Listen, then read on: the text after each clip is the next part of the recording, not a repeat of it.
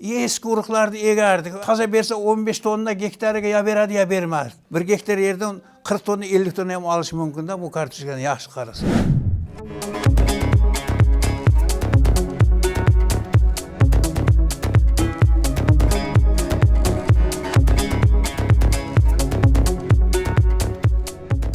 Davlatimiz rahbarining tegishli qarorlari asosida Bulung'ur Agrostar ixtisoslashgan kompaniyasi tomonidan Gollandiyadan olib kelinayotgan urug'larga bo'lgan talab juda ham yuqori.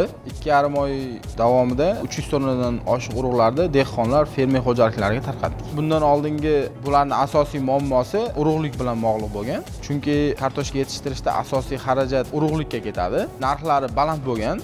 Sifati esa kafolatlanmagan. Prezidentimizning qarorlari dehqonlarimizning muammolariga yechim bo'ldi.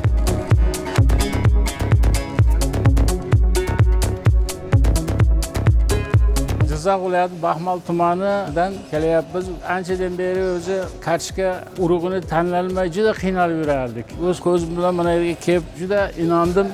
O'ta kartoshka sifatli kartoshkalar ekan, ustama yo'q ekan. Har bir qopda bor sertifikat. Bu hammasining orqasida hurmatli prezidentimiz turibdi. Kelasiz, olib ketaverasiz.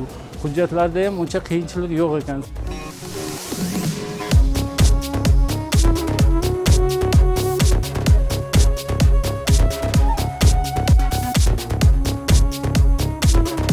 Yangi urug'ni olib keldik Bulung'ur Agrosdan. Mahalla bo'yicha kreditga oldik. Prezidentimizga avvalambor rahmat. Shu odam shuncha sharoitlarni qilib beryapti. Kartoshkachilikda birinchi o'rinda turibdi bu urug'liq. Haqiqiy Gollandiyadan kelingan urug'. Kreditga bo'lsa olib eksang erta shu daromadi qoplab, yana ham foyda bilan chiqadigan urug'larda bular. Ilgari borku, eski urug'larni egardik. Ana bozordan sotib olib egardik. Hali жаңа toza bersa 15 tonna gektariga ya beradi ya bermadi. O'zim kasbim oliy ma'lumotli agronomman. Mana shularni yaxshi tushunaman dehqonchilikda, o'simliklarda. 4 yildan egamiz xudo qalasa buni. 1 gektar yerdan 40 tonna 50 tonna ham olish mumkin-da bu kartoshkani yaxshi qarasa.